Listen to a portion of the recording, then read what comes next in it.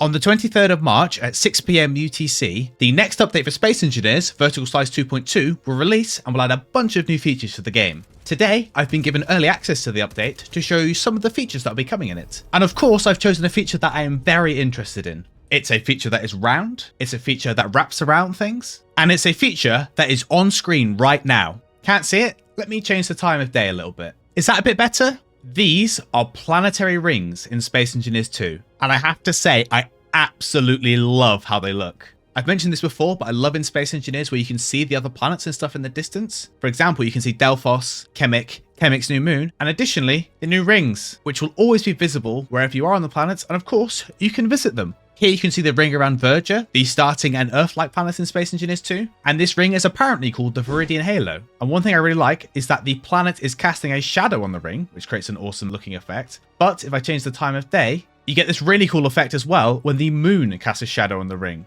But I know what you're thinking, sure these rings look cool, but do they actually do anything? Well, let's take a closer look.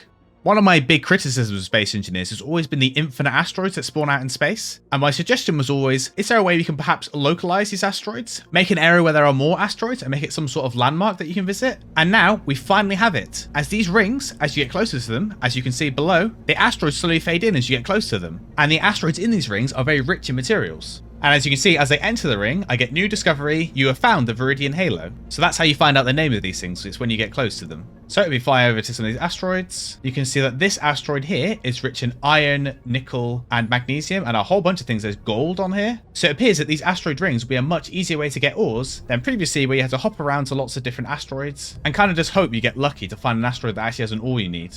But as you can see here, Verger is not the only planet to receive an asteroid ring, as Chemic has one as well, and this one is referred to as the Cryon Ring. And there's actually a second astronomical landmark on screen, and we will discuss what that is in a moment. Now the Cryon Ring is very different than the ring around Verger, as the Cryon Ring is less dense in materials and instead has a much higher concentration of ice. As you can see here, there is a large ice asteroid on my right hand side, and additionally, there is another one ahead of me, and there's more large ones to my right. So whereas the ring around Verger is a great place to gather materials, the ring around Chemic is a much better place to gather ice instead.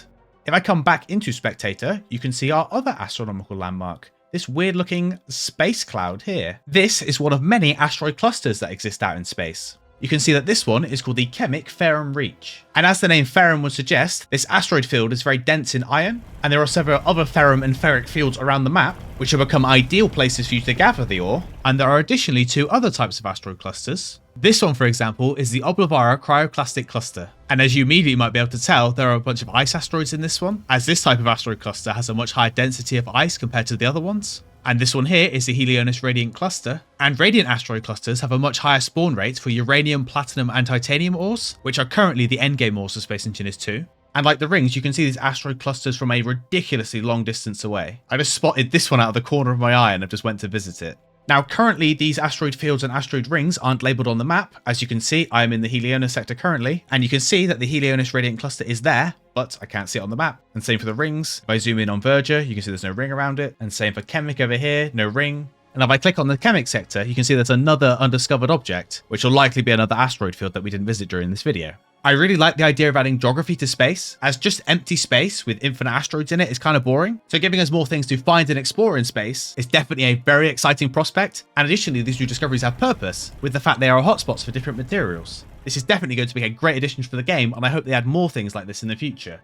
Like I said earlier, this update releases on Monday the 23rd of March at 6 PM UTC, and there'll be a live stream to go with that release. So if you want to join in with the excitement and see everything that is coming in this update, don't forget to check out the stream. And additionally, we might be doing another preview video on another topic I am also very interested in Space Engineers 2, a topic I've mentioned many times. So if you want to see that, don't forget to like this video and subscribe to this channel to stay up to date with everything to do with Space Engineers 2.